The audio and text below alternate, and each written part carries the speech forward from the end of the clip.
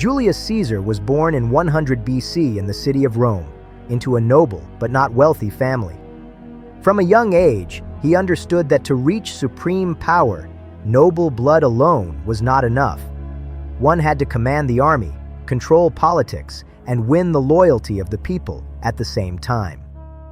In his early years, Caesar became entangled in the violent power struggles of Rome. He was forced into exile, captured by pirates, and held for ransom. Even in captivity, his character revealed itself. After his release, he pursued the pirates, captured them, and had them all executed. Rome realized it was facing no ordinary man. Caesar steadily climbed the ladder of power. He became a magistrate, then a governor, and eventually commander of the Roman legions in Gaul, modern-day France. It was there that his name became immortal. Between 58 and 50 BC, during the 8-year Gallic Wars, Caesar defeated dozens of Celtic tribes, brought millions under Roman rule, and expanded Rome's borders to the Atlantic Ocean. But his true genius was not only in conquest, it was in speed, boldness, and instant decision-making. He built a bridge over the Rhine River in just 10 days, sending a terrifying message to the Germanic tribes. Then he destroyed the bridge himself, leaving a clear warning: Rome could reach them whenever it chose. In 52 BC, his greatest enemy in Gaul, Vercingetorix, launched a massive uprising. The decisive battle took place at the fortress of Alesia. In a military masterpiece, Caesar built 2 massive rings of fortifications at the same time, one to imprison the enemy inside the city, and one to defend against the massive relief army outside. Caught between 2 forces, Caesar held his ground and destroyed both.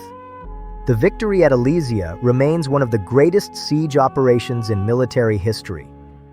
When Caesar returned to Rome, the Senate, terrified by his growing power, ordered him to disband his army.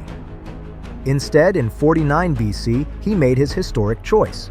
With the famous words, "The die is cast," he crossed the Rubicon River and the Roman Civil War began. Caesar confronted his greatest rival, Pompey. Through a series of battles, including the decisive Battle of Pharsalus, he defeated him.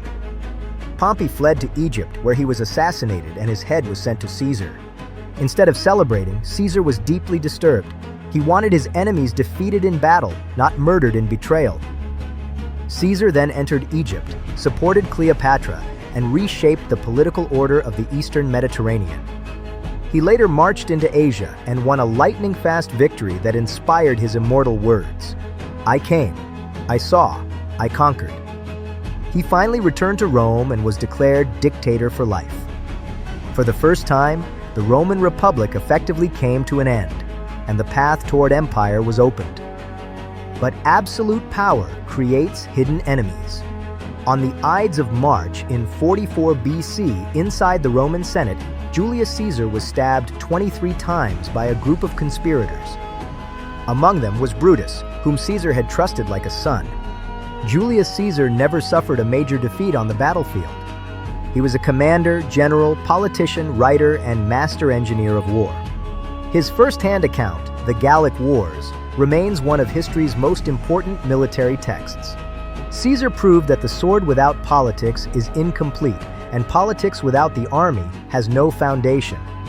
Yet, when individual power rises above the law, even great conquerors are not safe from conspiracy. With Caesar's death, civil war erupted once again. Yet the path he forged led to the birth of the Roman Empire.